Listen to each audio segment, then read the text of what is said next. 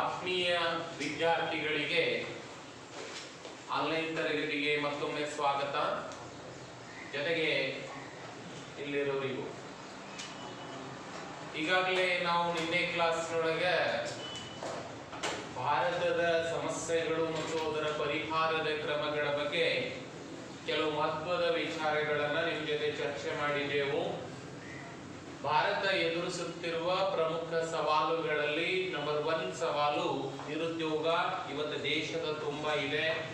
ಕಾರಣ ಅದಕ್ಕೆ ಭಾರತದಲ್ಲಿ ಅತಿ ಹೆಚ್ಚು ಬಡತನ, ಆಮೇಲೆ ಜನಸಂಖ್ಯಾ ಬೆಳವಣಿಗೆ ನಿರುದ್ಯೋಗಕ್ಕೆ ಕಾರಣಗಳನ್ನಾಗಿವೆ ಅಂತ ಹೇಳಿದೆ.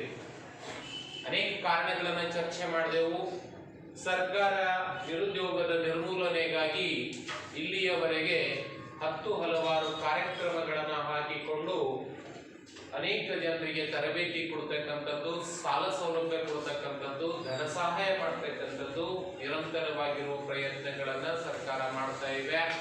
ಆದ್ರೂ ಕೂಡ ನಮ್ಮ ದೇಶದಿಂದ ನಿರುದ್ಯೋಗ ನಿರ್ಮೂಲನೆ ಇಲ್ಲಿ ತನಕ ಆಗಿಲ್ಲ ಮತ್ತು ಮುಂದೆ ಯಾವತ್ತಾಗುತ್ತೆ ಗೊತ್ತಿಲ್ಲ. ಉದ್ಯೋಗಗಳ ಸೃಷ್ಟಿಯ ಕೊರತೆ ನಮ್ಮ ದೇಶದೊಳಗದ, ನೈಸರ್ಗಿಕ ಸಂಪನ್ಮೂಲಗಳ ಕೊರತೆ ಬಹುದೊಡ್ಡ ಪ್ರಮಾಣದೊಳಗಿದೆ, ಕೌಶಲ್ಯ ಆಧಾರಿತ ಶಿಕ್ಷಣದ ಕೊರತೆ ನಮ್ಮ ದೇಶದೊಳಗದ. ಅವೆಲ್ಲ ಯಾವಾಗ ದೂರ ಆಗ್ತಾವು ಅನ್ನೋದನ್ನ ನಿಮ್ಮೆಲ್ಲರ ತಲೆಗೆ ಇರಲೇಬೇಕು. ನೆಕ್ಸ್ಟ್, ಎಲ್ಲಕ್ಕಿಂತ ಮಹತ್ವಪೂರ್ಣವಾಗಿರ್ತಕ್ಕಂಥ ಅಂಶ ಅಂದ್ರೆ ಯಾವುದ್ರಿ? ಭ್ರಷ್ಟಾಚಾರ. ನಿನ್ನೆ ಕ್ಲಾಸ್ ಒಳಗೆ ಭ್ರಷ್ಟಾಚಾರದ ಬಗ್ಗೆ ಪರಿಕಲ್ಪನೆ ನಿಮಗೆಲ್ಲರಿಗೆ ತಿಳಿಸ್ಕೊಟ್ಟೇನಿ.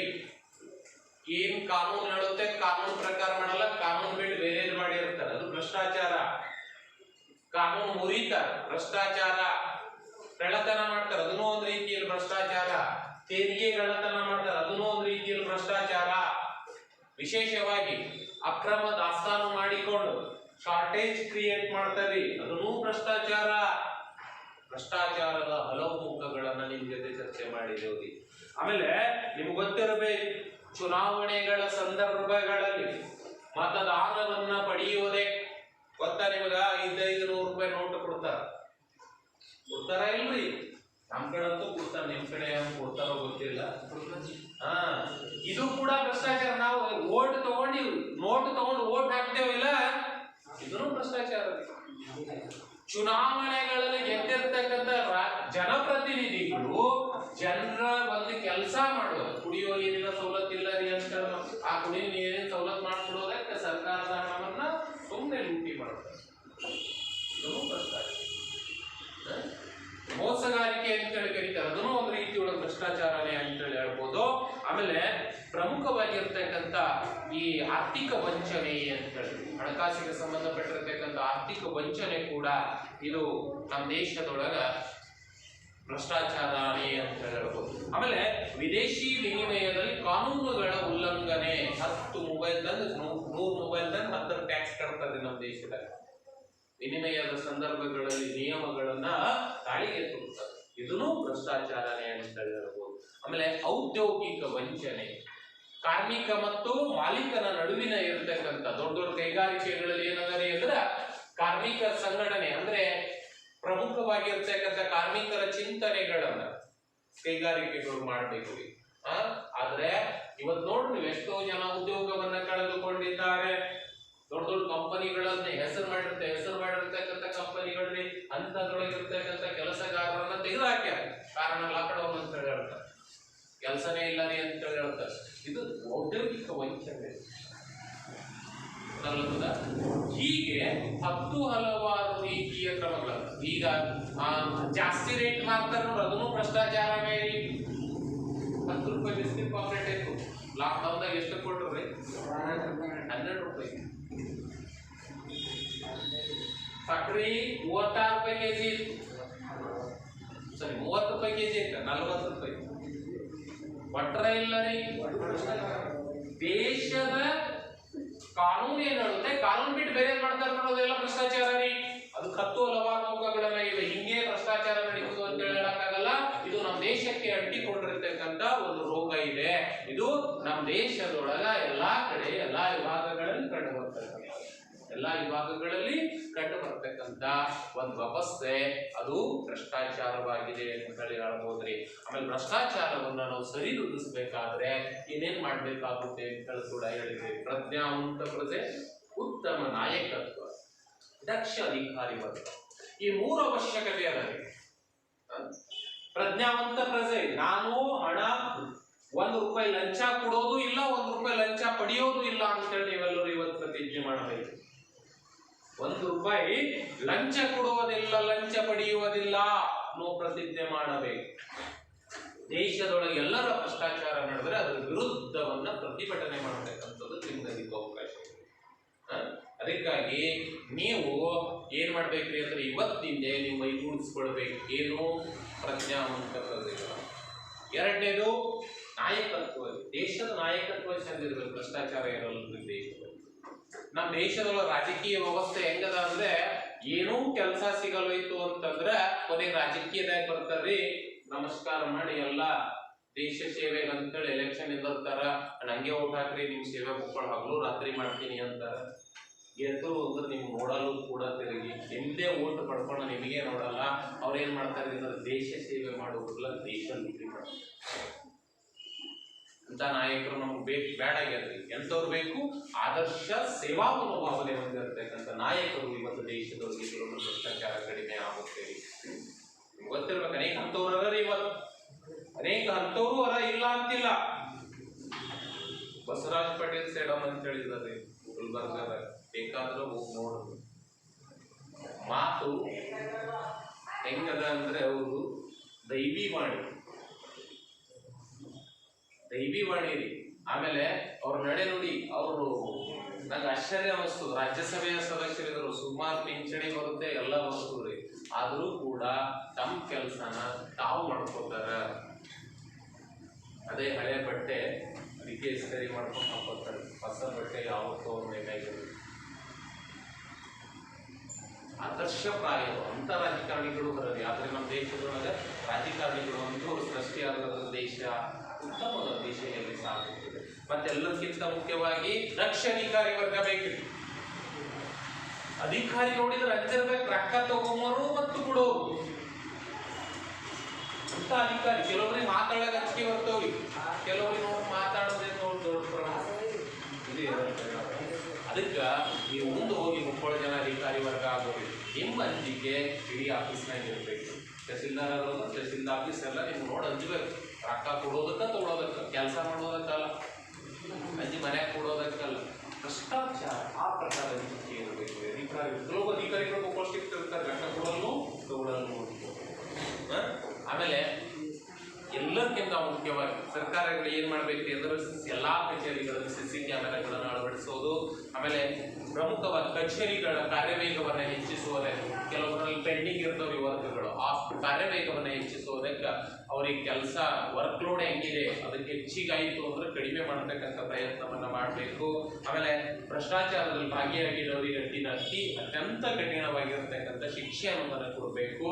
ಜೊತೆಗೆ ಎಲ್ಲಕ್ಕಿಂತ ಮುಖ್ಯವಾಗಿ ಏನ್ ಮಾಡ್ಬೇಕ್ರಿ ಅಂತಂದ್ರೆ ನ್ಯಾಯಾಲಯಗಳಲ್ಲಿ ಹೆಚ್ಚಿನ ನ್ಯಾಯಾಧೀಶರನ್ನು ನೇಮಕ ಮಾಡಿ ನ್ಯಾಯ ನಿರ್ಣಯಗಳು ಜಲ್ದಿ ಕೊಡ್ಬೇಕ್ರಿ. ನಮ್ಮ ದೇಶದಾಗ ಹೆಂಗದ ಅಂದ್ರೆ ಭ್ರಷ್ಟಾಚಾರದಲ್ಲಿ ತೊಡಗಿದವ್ರಿಗೆ 20 ವರ್ಷ ವಯಸ್ಸು ಜನ ಹಾಕ್ಬೇಕು. ಆದ್ರೆ 20 ವರ್ಷ ಜಾಮೀನ್ ಮ್ಯಾಗ ಇರ್ತಾರೆ. ಅವ್ರ ನೌಕರಿನೇ ಮುಗಿದೋಗಿರುತ್ತೆ, ಭ್ರಷ್ಟಾಚಾರದ ಪ್ರಕರಣ ತೀರ್ಪು ಅವಾಗಿಲ್ಲ ಆಗುತ್ತೇರಿ. ಅದಕ್ಕೆ ಜಲ್ದಿ ವಿವೇಕವಾಗಿರ್ತಕ್ಕಂಥ ನ್ಯಾಯ ನಿರ್ಣಯಗಳನ್ನ ನಮ್ಮ ದೇಶದೊಳಗೆ ಆಗ್ಬೇಕು ಅಂತಕ್ಕಂಥದ್ರಿ. ಆಮೇಲೆ ನಮ್ಮ ದೇಶದೊಳಗೆ ಎಲ್ಲರಿಗಿನ್ನ ದೊಡ್ಡ ಸಮಸ್ಯೆ ಏನಿದೆ ಅಂದ್ರೆ ತಾರತಮ್ಯ. ಈಗ ಮನೆ ಕೇಳಿದ್ರಿ ಪ್ರಶ್ನೆ ವಾರ್ಷಿಕ ಪರೀಕ್ಷೆ, ತಾರತಮ್ಯದ ವಿಧಗಳು ಯಾವುವು ಅಂತ. 30 ಜನ ಬುಕ್ಕಿನ ಇಲ್ಲೇ ವಿಧಗಳು ಅಂತೇಳಿ, ಆದ್ರೆ ಮಾಡ್ಕೋಬೇಕಾಗುತ್ತೆ ಕೆಲವೊಂದ್ಸಾರಿ. ಲಿಂಗಾಧಾರಿತ ತಾರತಮ್ಯ ನಮ್ಮ ದೇಶದೊಳಗಿದೆ ರೀ, ಜಾತಿ ಆಧಾರಿತ ತಾರತಮ್ಯ ಮತ್ತು ಪ್ರಾದೇಶಿಕ ತಾರತಮ್ಯ.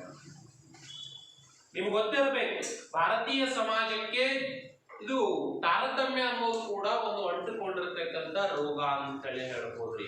ಇವತ್ತ ಭಾರತೀಯ ಸಮಾಜದಲ್ಲಿ ಲಿಂಗ ಆಧಾರಿತ ತಾರತಮ್ಯ, ಹೆಣ್ಣು ಮಕ್ಕಳನ್ನ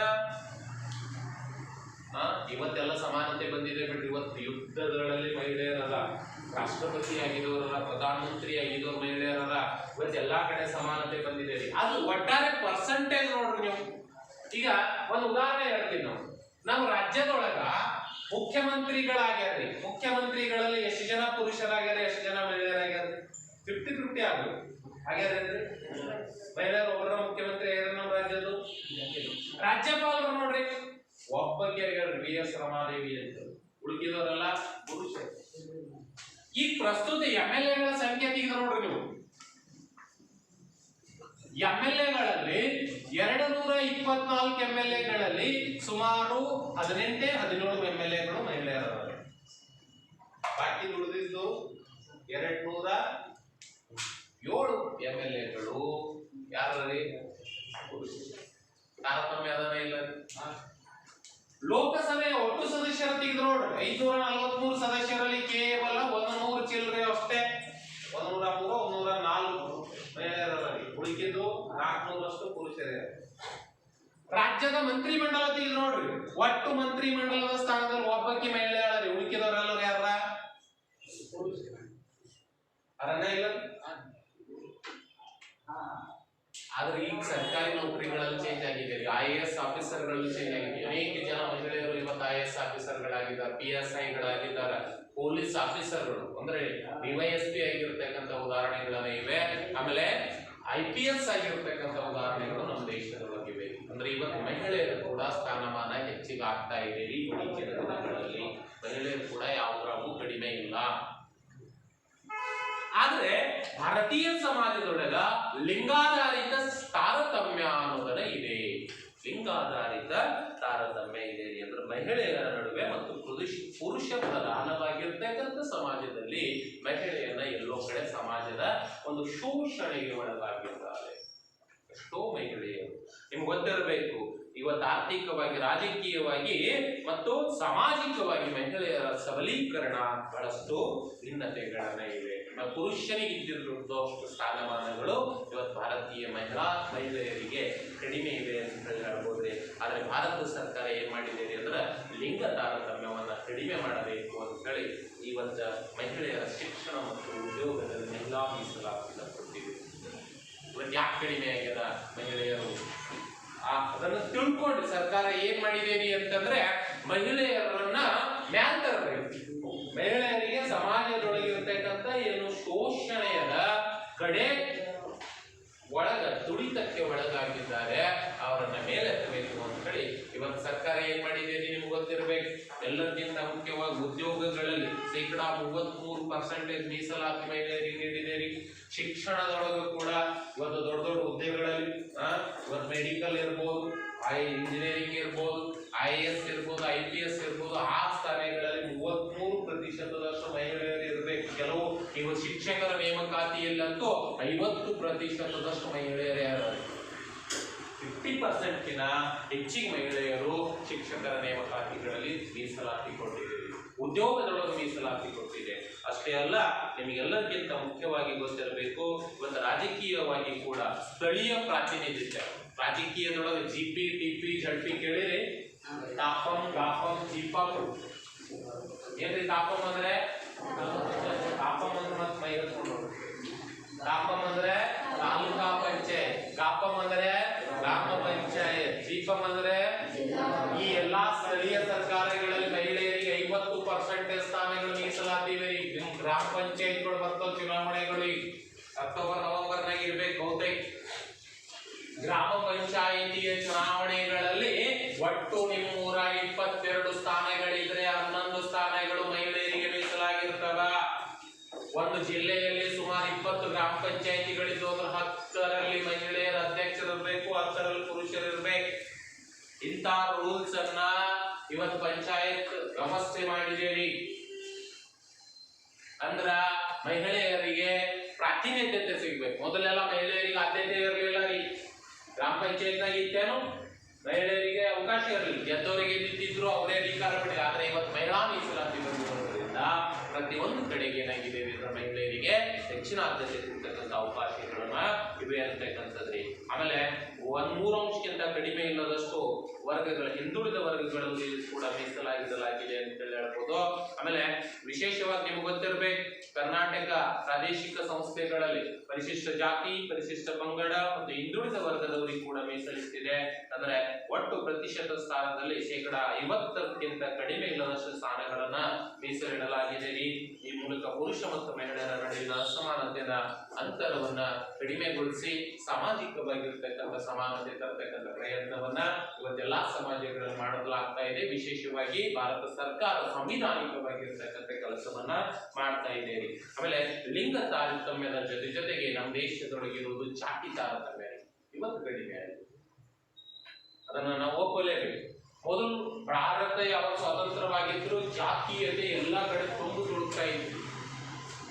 ಒಂದು ಜಾತಿ ನ ರೋಟಿ ನ ಬೇಟಿ ಅನ್ನುವ ತತ್ವ ಸ್ವತಂತ್ರ ನಂತರ ಭಾರತದೊಳಗೆ ಹೆಣ್ಣು ಮಕ್ಕಳನ್ನ ಅಂತರ್ಜಾತಿ ವಿವಾಹಕ್ಕೆ ಮಾಡ್ಕೊಂಡ್ರು ಅಂದ್ರೆ ಅವರನ್ನ ಸಮಾಜದಿಂದ ಬಹಿಷ್ಕಾರ ಮಾಡತಕ್ಕಂಥ ವ್ಯವಸ್ಥೆ ಇದೆ. ಆದ್ರೆ ಇವತ್ತ ಕಡಿಮೆ ಆಗಿದೆ, ಜಾತಿ ತಾರತಮ್ಯ ಕಡಿಮೆ ಆಗಿದೆ ಅಂತ ಹೇಳ್ಬೋದು.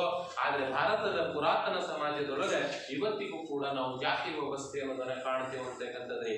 ಆದ್ರೆ ಭಾರತದ ಸಂವಿಧಾನದ 3ನೇ ಭಾಗದಲ್ಲಿ ಮೂಲಭೂತ ಹಕ್ಕುಗಳಲ್ಲಿ ಸಂವಿಧಾನದ 17ನೇ ವಿಧಿ ಏನ್ ಹೇಳುತ್ತೇವೆ ಅಂದ್ರೆ ಅಸ್ಪೃಶ್ಯತೆ ಆಚರಣೆ ಸಂವಿಧಾನದ ಬಾಹಿರ ಅಂತ ಹೇಳುತ್ತೆ.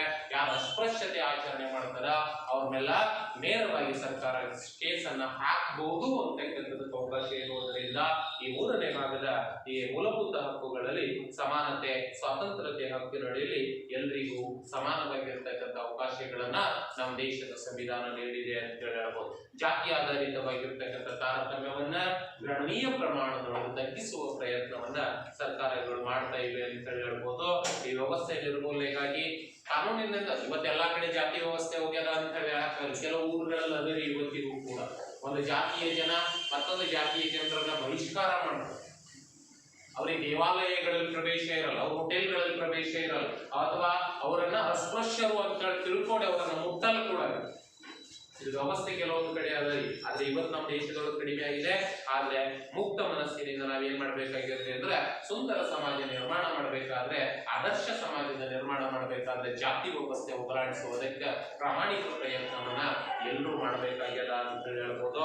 ಇವತ್ತ ನಾಗರಿಕ ಸಮಾಜದೊಳಗ ಇಂಥ ಜಾತಿ ರಹಿತ ಸಮಾಜವನ್ನ ಅಂದ್ರೆ ಯಾವುದೇ ಜಾತಿ ಭೇದ ಇಲ್ಲದೆ ಸಮಾನರು ಅಂತಕ್ಕಂಥದ್ದನ್ನ ಒಂದು ವ್ಯವಸ್ಥೆ ಜಾರಿಗೆ ತರಬೇಕಾಗಿದೆ ಅಂತಕ್ಕಂಥದ್ರಿ. ಅಂದ್ರೆ ಜಾತಿ ವ್ಯವಸ್ಥೆ ನಿರ್ಮೂಲನೆ ಯಾವಾಗ ಸಾಧ್ಯ ಆಗಿದೆ ಅಂದ್ರೆ ಈ ಮನೋಭಾವನೆ ಜನರಲ್ಲಿ ಬರ್ಬೇಕ್ರಿ. ನಾವೆಲ್ಲರೂ ಎರಡೇ ಎರಡು ಜಾತಿಯ ಅದರಲ್ಲೂ ಭೇದ ಇರಬಾರ್ದು. ಒಂದು ಹೆಣ್ಣು ಇನ್ನೊಂದು ಗಂಡು. ಎಲ್ಲರ ಮೇಲೆ ನೀವು ರಕ್ತ ತೆಗೆದು ನೋಡ್ರೆ ಕೆಂಪುಗೆ ಅದು ಅಂದ್ರೆ ಜಾತಿಯಲ್ಲಿ ವ್ಯವಸ್ಥೆ ಬಹಳ ಸಮಾನತೆ ಅದ ಅಂತಕ್ಕಂಥದ್ದನ್ನ ತಿಳ್ಕೊಂಡು ನಾವೆಲ್ಲರೂ ಸಮಾನರು. ನಮ್ಮ ಸಂವಿಧಾನನೇ ಹೇಳುತ್ತೇವೆ ಭಾರತೀಯ ಪ್ರತಿಯೊಬ್ಬ ಪ್ರಜೆಯು ಕಾನೂನಿನ ದೃಷ್ಟಿಕೋನದಲ್ಲಿ ಸಮಾನರು ಅಂತ ಹೇಳುತ್ತಾ ಅದರ ಅನ್ವಯವಾಗಿ ನಾವೆಲ್ಲ ಬದುಕಬೇಕಾಗ್ಯದ ಅಂತಕ್ಕಂಥದ್ರಿ. ಆಮೇಲೆ ಲಿಂಗ ಅಸಮಾನತೆ, ಜಾತಿ ಅಸಮಾನತೆಯ ಜೊತೆಗೆ ಪ್ರಾದೇಶಿಕ ಅಸಮಾನತೆ. ನಮ್ಮ ಪಾಲ್ಕಿ ಹಿಂದುಳಿದಿದೆ ಅಂತ ಹೇಳಿ ಕೇಳಿದೆ. ಯಾರು ಹೇಳ್ಯಾರ ಅಂದ್ರೆ ನಾನಿಲ್ಲ, ಒಂದು ವರದಿ ಕೊಟ್ಟಿದೆ, ನಂಜುಂಡ ಸ್ವಾಮಿ ವರದಿ ಅಂತ ಕರ್ನಾಟಕ ಸರ್ಕಾರ. ನಿಮ್ಗೆ ಗೊತ್ತಿರಬೇಕು, ಭಾರತೀಯ ಸಮಾಜಕ್ಕೆ ಒಂದು ಇವತ್ತು ಸವಾಲಾಗಿದೆ. ಏನು? ಪ್ರಾದೇಶಿಕ ಅಸಮಾನತೆ. ಪ್ರಾದೇಶಿಕ ಅಸಮಾನತೆ ಅಂತಂದ್ರೆ ನೋಡ್ರಿ, ಕರ್ನಾಟಕದೊಳಗೆ 30 ಜಿಲ್ಲೆಗಳವ. 30 ಜಿಲ್ಲೆಗಳೆಲ್ಲ ಸೇಮ್ ಇಲ್ಲ ರೀ. ಈಗ ಸಣ್ಣ ಉದಾಹರಣೆ ಹೇಳ್ತೀನಿ ನೋಡ್ರಿ. ನಾನು ಕರ್ನಾಟಕ ತೆಗೆದುಕೊಂಡು ನೋಡ್ರಿ ಅಂದ್ರೆ ಉತ್ತರ ಕರ್ನಾಟಕ ಮತ್ತು ದಕ್ಷಿಣ ಕರ್ನಾಟಕ ಹೋಲಿಕೆ ಮಾಡಿದ್ರಿ ಅಂದ್ರೆ ಉತ್ತರ ಕರ್ನಾಟಕವು ಬಹಳಷ್ಟು ಹಿಂದುಳಿದಿದೆ. ಮುಖ್ಯಮಂತ್ರಿಗಳು ನೋಡ್ರಿ ನೀವು, ಒಟ್ಟು ಮುಖ್ಯಮಂತ್ರಿಗಳ ಸಂಖ್ಯೆಯಲ್ಲಿ ಹೆಚ್ಚಿನ ಮುಖ್ಯಮಂತ್ರಿ ಆಗಿದ್ದಾರೆ ಯಾಕಡೆ ನೋಡ್ರಿ. ನಮ್ಮ ಕಡೆಯವ್ರು ಆಗ್ಯಾರೇನ್ರಿ? ನಮ್ಮ ಕಡೆಯವ್ರು ಒಂದು 2-3 ಆಗ್ಯಾರ್ರಿ ಅಷ್ಟೇ. ಅವ್ರ ಕಡೆ 40 ಜನ ಅವ್ರ ಕಡೆ ಇದೆ. ಮಂತ್ರಿಗಳಿಗೆ ನೋಡ್ರಿ ನೀವು, ಈಗ ಪ್ರಸ್ತುತದೊಳಗೆ ಇರ್ತಕ್ಕಂಥ ರಾಜ್ಯ ಸರ್ಕಾರದ ಮಂತ್ರಿ ಮಂಡಲಕ್ಕೆ ನೋಡ್ರಿ, ಉತ್ತರ ಕರ್ನಾಟಕದವರು 2-3 ಉಳಿಕಿದವರೆಲ್ಲ ದಕ್ಷಿಣ ಕರ್ನಾಟಕ. ನಮ್ಗೆ ವ್ಯವಸ್ಥೆ ಹೆಂಗದ? ಇವತ್ತ ಹೈದರಾಬಾದ್ ಕರ್ನಾಟಕ ಭಾಗದಾಗ ಒಬ್ಬರೇ ಮಂತ್ರಿ ಇರೋದು 6 ಜಿಲ್ಲೆಗಳು ಕೂಡಿಸ್ತಾರೆ, ಅವರಿಗೆ ಸಿಗ್ತಾರೆ. ಉಳಿಕಿರ್ತಕ್ಕಂಥ ಪ್ರದೇಶ ಭಾಗ ಏನಿದೆ ಶೈಕ್ಷಣಿಕವಾಗಿ ನೋಡ್ರಿ ನೀವು ಯಾರ್ರಿ ಟಾಪ್ 1 ಜಿಲ್ಲೆ ಅಂದ್ರೆ ದಕ್ಷಿಣ ಕನ್ನಡನೋ ಉಡುಪಿನೋ ಹಾಸನನೋ ಇರುತ್ತೆ SSLC ರಿಸಲ್ಟ್. ಬೀದರ್ ಇವತ್ತು ಈ ಸಾರಿ 21ನೇ ಸ್ಥಾನಕ್ಕೆ ಬಂದಿದೆ. ಹೆಂಗಾರ ಬಂದಾರೋ ನನಗೂ ಗೊತ್ತಿಲ್ಲ, ಥೋಡೆ ಹುಷಾರಾಗ್ಯಾರ ಮಂದಿ ಇದ್ದೀವಿ ಅಂತ. ಬೀದರ್ ಬಿಟ್ಕೊಟ್ಟು ನೀವು ಕಲಬುರಗಿ ತಗೊಳ್ರಿ, ಯಾದಗಿರಿ ತಗೊಳ್ರಿ, ರಾಯಚೂರು ತಗೊಳ್ರಿ, ಕೊಪ್ಪಳ ತಗೊಳ್ರಿ, ಬಳ್ಳಾರಿ ತಗೊಳ್ರಿ, ಹೈದರಾಬಾದ್ ಕರ್ನಾಟಕದ ಜಿಲ್ಲೆಗಳು. ಈ ಜಿಲ್ಲೆಗಳು ಕೊನೆಯ 5 ಸ್ಥಾನಗಳನ್ನ 6 ಸ್ಥಾನಗಳಲ್ಲೇ ಸಿಗ್ತವೆ.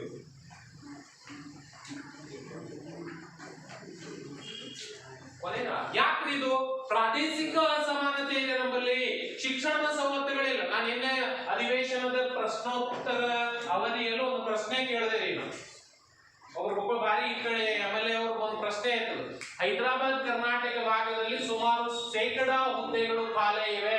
ಎಷ್ಟ್ರಿ ಅಂದ್ರೆ 50% ಹುದ್ದೆಗಳು ಖಾಲಿ ಇವೆ ಶಿಕ್ಷಕರು ಸರ್ಕಾರಿ ಶಾಲೆಗಳಲ್ಲಿ. ಏನ್ ತೋರಿಸ್ಬಿಡುತ್ತೆ ಇದು? ಈ ಕಡೆ ಶೈಕ್ಷಣಿಕವಾಗಿ ನೀವು ಮಂಗಳೂರಿನಾಗ ಗೌರ್ಮೆಂಟ್ ಶಾಲೆಗಳಿಗೆ ಹೋಗ್ತಾ ಇದ್ದೀರಲ್ಲ, ಅಲ್ಲಿ ಸರ್ಕಾರಿ ಶಾಲೆಗಳು ಮಂಗಳೂರಿನಾಗ ಕೆಲವು ಶಾಲೆಗಳವರಿ ಪ್ರತಿಷ್ಠಿತ ಶಾಲೆಗಳು ಗೌರ್ಮೆಂಟ್ ಶಾಲೆಗಳು ಸರ್ಕಾರಿ ಶಾಲೆಗಳು. ನಮ್ ಕಡೆ ಸರ್ಕಾರಿ ಶಾಲೆಗಳೊಳಗ ಪಾರ್ಗಳು ಬಿ ಹೋಗಲ್ಲ, ಮಾಸ್ತರ್ ಬಿ ಕರೆಕ್ಟ್ ಮಾಡಲ್ಲ. ನಮ್ಮಲ್ಲಿ ಹೆಂಗಿರುತ್ತೆ 9:30 ಪ್ರೈವೇಟ್ ಶಾಲೆಗಳಲ್ಲಿ ಹೆಂಗಿರುತ್ತೆ ನೋಡ್ರಿ, ನಿಮ್ಗಿಂತ ಮುಂಚೆ ನಾವು ಬಂದಿರಬೇಕಾಗುತ್ತೆ. ಇದು ವ್ಯವಸ್ಥೆ ಅಲ್ಲ. ಈಗ ಸರ್ಕಾರಿ ಶಾಲೆಗಳಾಗಬೇಕು, ಆದ್ರೆ ಆಗಿಲ್ಲ. ಇದು ಕಾರಣ ಪ್ರಾದೇಶಿಕ ಅಸಮಾನತೆ. ಆ ಕಡೆ ಈ ಕಡೆ ಕಂಪೇರ್ ಮಾಡಿ ನೋಡಿದ್ರಿ ಅಂದ್ರ ನಮ್ ಕಡೆ ಬಹಳಷ್ಟು ಹಿಂದುಳಿದಿದ್ದೆವು, ಶೈಕ್ಷಣಿಕವಾಗಿ ಹಿಂದುಳಿದಿದ್ದೆವು, ಆರ್ಥಿಕವಾಗಿ ಹಿಂದುಳಿದ. ದೊಡ್ಡ ದೊಡ್ಡ ಇಂಡಸ್ಟ್ರಿಗಳು ಎಲ್ಲ ನಮ್ಮಲ್ಲಿ ಅವೇನ್ರಿ? ಕಲಬುರ್ಗಿ ನೋಡ್ರಿ, ಬಳ್ಳಾರಿ ನೋಡ್ರಿ, ಬೀದರ್ ನೋಡ್ರಿ, ಯಾದಗಿರಿ ನೋಡ್ರಿ, ರಾಯಚೂರು ನೋಡ್ರಿ, ಯಾವ ಅವೇನು ದೊಡ್ಡ ದೊಡ್ಡ ಕಂಪನಿಗಳು ಇಲ್ಲ. ನೀವು ಅದೇ ಬೆಂಗಳೂರು ಸೈಡ್ ಹೋಗ್ರಿ, ಡಿಗ್ರಿ ಕಂಪನಿಗಳು. ಜನ ವಲಸೆ ಹೋಗ್ತಾರೆ, ಇಲ್ಲಿ ಗುಳೆ ಹೋಗ್ತಾರೆ. ಕಕಡಿ ಬೆಂಗಳೂರು ಹೋಗ್ತಾರೆ, ಮುಂಬೈ ಹೋಗ್ತಾರೆ, ಪುಣೆ ಹೋಗ್ತಾರೆ, ಹೈದರಾಬಾದ್ ಹೋಗ್ತಾರೆ. ಯಾಕೆ ಹೋಗ್ತಾರೆ ಅಂದ್ರೆ ಇಲ್ಲಿ ಕೈಗಾರಿಕೆಗಳಲ್ಲಿ ಪ್ರಾದೇಶಿಕವಾಗಿ ಹಿಂದೆ ಬಿದ್ದಿದ್ದೀರಿ ಈ ಪ್ರದೇಶ. ಗೊತ್ತಾಗುತ್ತದ? ಅದಕ್ಕಾಗಿ ಪ್ರಾದೇಶಿಕ ಅಸಮಾನತೆ ಕೂಡ ಇವತ್ತು ದೇಶಕ್ಕೆ ಅಂಟಿಕೊಂಡಿರ್ತಕ್ಕಂಥ ಒಂದು ಮೂಲಭೂತ ರೋಗ. ಅದಕ್ಕೆ ಸರ್ಕಾರ ಏನ್ ಮಾಡಿದ್ದೀರಿ ಅಂತಂದ್ರೆ ಸಂವಿಧಾನದ 371ನೇ ವಿಧಿಯಡಿಯಲ್ಲಿ ABCDEFGHIJ ತಿದ್ದುಪಡಿಗಳನ್ನು ತಂದಿದೆ. ಎ ಇಂದ ಜೆ ವರೆಗೆ ತಿದ್ದುಪಡಿಗಳನ್ನು ತರಲಾಗಿದೆ, ತಂದು ಸೇರ್ಪಡೆ ಮಾಡಲಾಗಿದೆ. ಈ ಮೂಲಕ ಒಂದು ಹಿಂದುಳಿದಿರತಕ್ಕಂಥ ಪ್ರದೇಶಗಳಿಗೆ ವಿಶೇಷ ಸ್ಥಾನಮಾನಗಳನ್ನು ನೀಡಿ ಅವುಗಳನ್ನು ಮೇಲೆತ್ತಕ್ಕಂಥ ಪ್ರಯತ್ನವನ್ನ ಸರ್ಕಾರ ಮಾಡಿದೆ. ಕೆಲವು ರಾಜ್ಯಗಳಿಗೆ ಪ್ರತ್ಯೇಕ ರಾಜ್ಯದ ಬೇಡಿಕೆ ಹುಟ್ಟಾಗ್ತಕ್ಕಂಥ ಮಟ್ಟಕ್ಕೆ ಬೆಳೆದಿರೋದನ್ನ ನಾವು ಅವಲೋಕಿಸಿದಾಗ ಪ್ರಾದೇಶಿಕವಾಗಿರ್ತಕ್ಕಂಥ ಅಸಮತೋಲನವನ್ನ ಸಮಗ್ರವಾಗಿ ಕಡಿಮೆಗೊಳಿಸಬೇಕಾಗಿದೆ.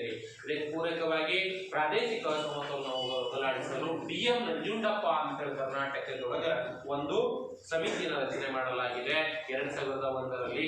ಅದರ ಪ್ರಕಾರ ಪ್ರಾದೇಶಿಕ ಸಮತೋಲನ ಕುರಿತು ವರದಿ ನೀಡಿದಾಗ ಸುಮಾರು ತಾಲೂಕುಗಳು, ಜಿಲ್ಲೆಗಳಲ್ಲ, ಸುಮಾರು ತಾಲೂಕುಗಳು ಇವತ್ತಿನ ಬಿದ್ದಿವೆ. ಆ ಹಿಂದುಳಿದಿರತಕ್ಕಂಥ ತಾಲೂಕಿನ ಭಾಲ್ಕಿ ಕೂಡ ಒಂದಿದೆ, ನೆನಪಿನಾಗೆ.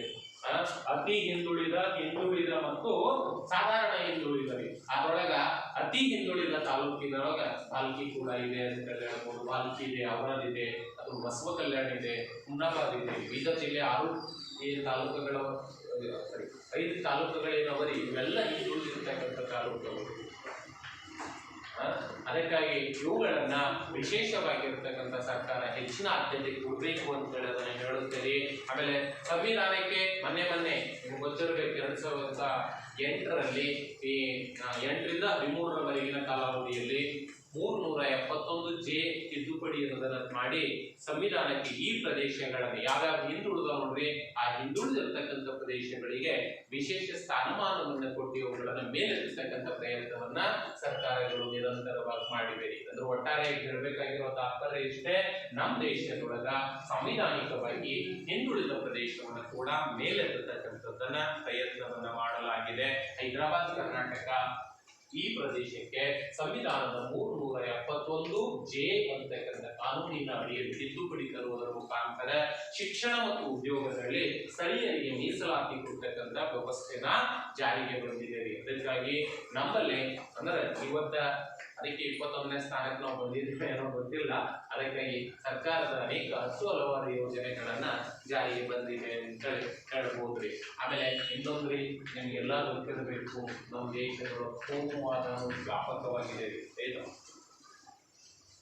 ಕೋಮುವಾದ ಅಂದ್ರೆ ಏನ್ರಿ? ಕೆಲವರು ಜಾತಿ ಬಗ್ಗೆ ಇಷ್ಟೊಂದು ಅಭಿಮಾನ ಹೊಂದಿರ್ತಾರ್ರಿ, ಅಂತ ಅಭಿಮಾನ. ನನ್ ಜಾತಿ, ನನ್ ಜನ, ಎರಡರಪ್ಪ ಸಂಘಟನೆ. ಅಂಬೇಡ್ಕರ್ ಅವರು ಮಾತಾಡಿದ್ದಾರೆ, ಶಿಕ್ಷಣ, ಸಂಘಟನೆ, ಹೋರಾಟ. ಅದು ನಮ್ಮಲ್ಲಿ ಹಂಗಿಲ್ಲ ರೀ. ಎರಡೇ ಎರಡು ಮೊತ್ತ, ಒಂದು ಸಂಘಟನೆ, ಇನ್ನೊಂದು ಹೋರಾಟ. ಶಿಕ್ಷಣ ಬಿಟ್ಟೇ ಕೊಟ್ರ,